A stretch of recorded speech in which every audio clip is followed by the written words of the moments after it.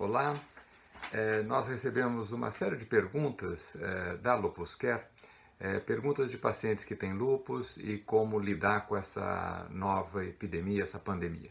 Na verdade, nós todos estamos aprendendo de como lidar com isso, mas pessoas com lupus têm algum risco em particular? Então as perguntas são basicamente como o vírus afeta pessoas que têm lupus, todos os pacientes são de risco ou só quando a doença está ativa, se o lúpus estiver em remissão, a infecção pode reativar ou ativar a doença.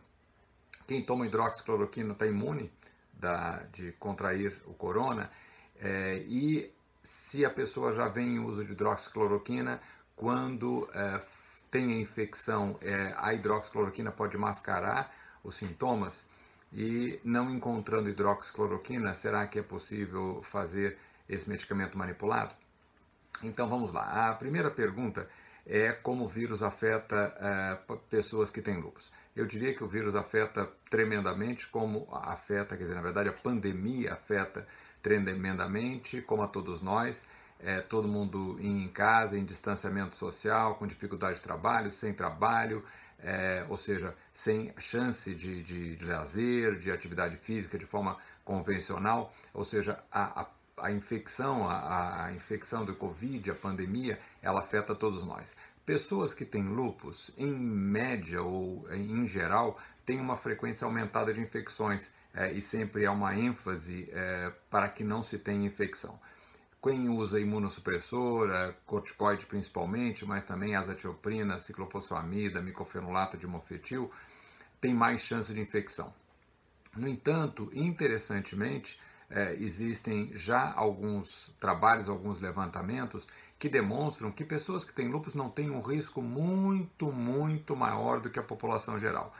Os grupos de risco especial para a infecção pelo corona são pessoas com idade mais avançada, 60 e mesmo 50 anos em diante, mas a gente sabe que tem crianças, bebês que já têm infecção, crianças pequenas, adultos jovens, então não exclui, aumenta a chance com mais idade.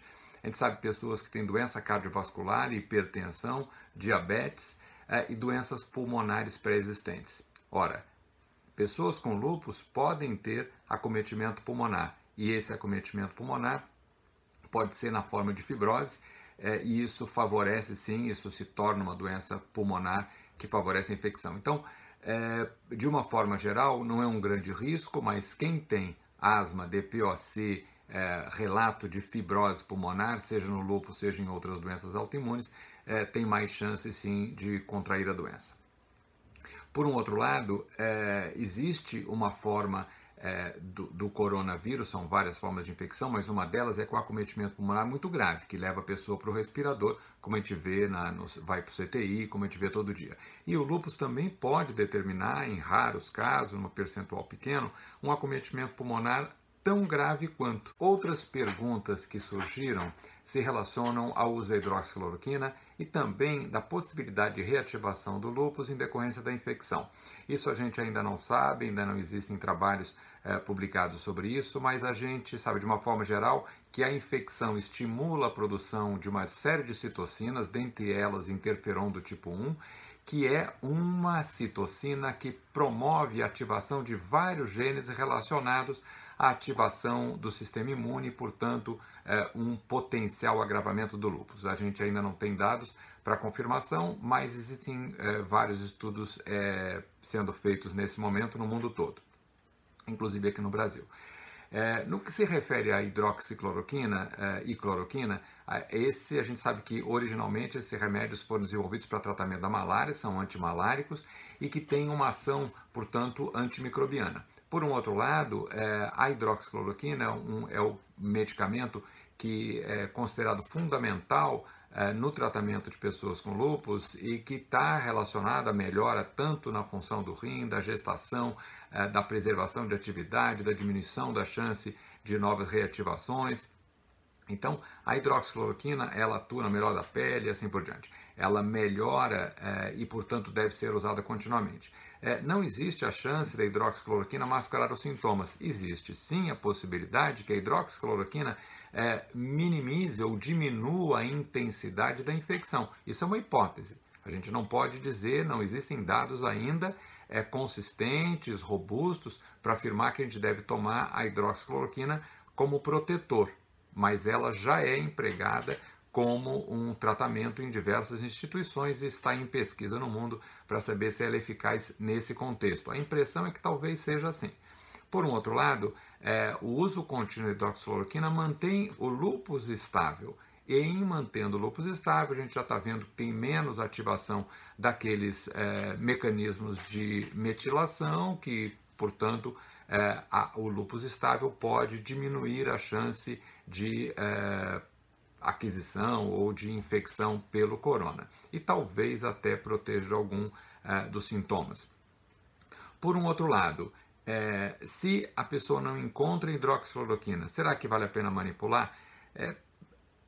O bom cenário é que nós tivéssemos sempre um medicamento produzido com todos os controles de farmacodinâmica, de farmacocinética, de testes de qualidade sobre cada lote, porque é possível que exista uma variação na concentração, na dureza do comprimido, no grau de absorção do medicamento quando ele é manipulado nas farmácias de manipulação. E não é porque as farmácias não são corretas, mas é que os mecanismos de testagem de cada lote produzido e mesmo da origem da substância importada, a gente não pode fazer, ou as farmácias não podem fazer em cada lote. Portanto, eu diria assim, que é uma alternativa possível para aquelas condições nas quais a gente não encontra. É possível manipular sim. Em algumas farmácias, como por exemplo as farmácias universitárias, existem mecanismos de verificação da qualidade da produção e até da fonte da matéria-prima,